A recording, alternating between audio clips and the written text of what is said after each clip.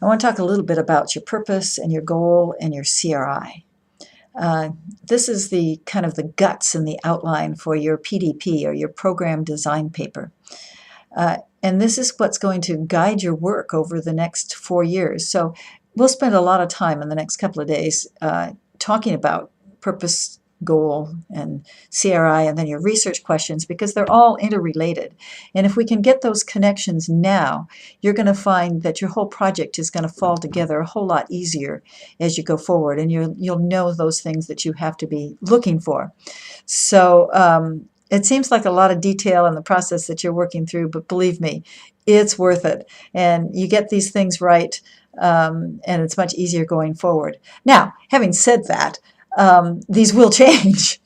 We find that coming back year 2, after you've done some of your literature review, that you're going to want to make some adjustments and changes. And sometimes even in year 4, we're making some adjustments and changes based on what you have done. And it really isn't cast in concrete until that dissertation is written. However, having said that, the closer we can get it to what you're actually doing and want to do, the better. And the fewer changes we make, that's also good too. So let me just talk a little bit about purpose, goals, and CRI and the relationship of one to another. So purpose is a big statement of what it is that you want to study. Includes the sort of the area and the topic, but that directly relates to the CRI, and the CRI relates to the specific research that you're going to do. Not, you won't be able to get everything done in that purpose, but we just talked in the previous one about the woman who wanted to study the Vineyard movement and women's voices. Now, she's not going to hear all of the women's voices, but that's going to define her research. And her research was really to talk to women and get those women's journeys and get those logged down into some sort of a history and begin to analyze what was happening for those women and what was working well and what wasn't working well and what were the barriers that they were running into. But her big picture is that the Vineyard needs to hear from the voices of women. And she's not going to talk to all of the women, but she's going to talk to some of the key women. And so her research was to talk to selected women in different parts of the country to find out what their issues were and their journeys were in developing as leaders in the Vineyard. But so the CRI has to be very, very specific, because that's kind of your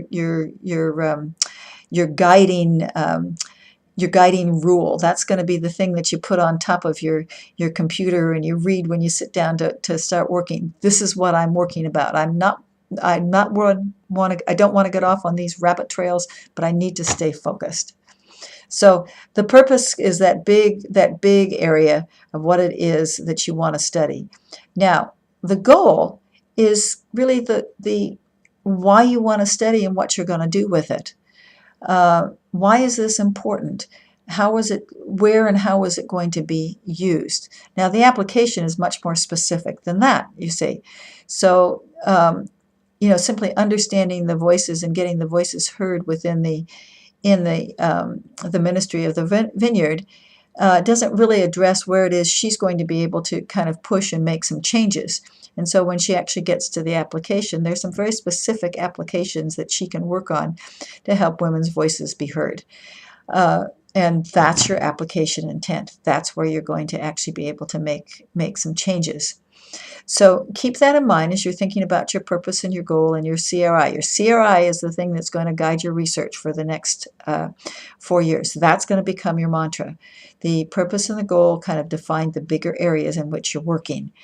And so we'll bring those to class and we'll talk about those in great detail. And you'll get to tear each other's apart and help each other form those and to make them even sharper. Sometimes we call that wordsmithing. But sometimes when you're haggling over words, it seems like, why in the world are we doing this? But ultimately, it's going to help you get sharper and get this whole thing sharper for you and getting the input from one another.